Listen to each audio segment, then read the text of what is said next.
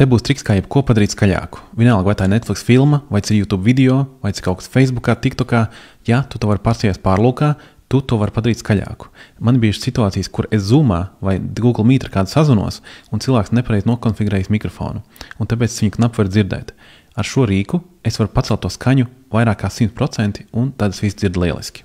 Atveram Google un ierakstam Chrome Volume Master. Un atveram pirmo rezultātu no Google Store.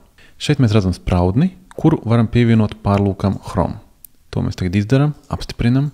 Tas veiksmīgi ir izdarīts. Es aizveru šo ciet, un mēs šeit nospiedīsim uz puzles ikonas un nospiedīsim šo pogu pina. Tagad šis parādās šeit augšā, un mēs to viegli varam redzēt. Aizjām uz YouTube klipu, kā paraugu, te būs Beethovens, un paklausamies. Šis skan uz 100%. Mēs te redzam to apakšā, bet mēs to varam padarīt skaļāku.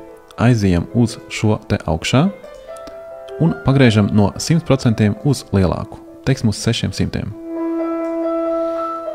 Tā ir daudz labāk. Paldies par klausīšanos un līdz nākošajai reizei.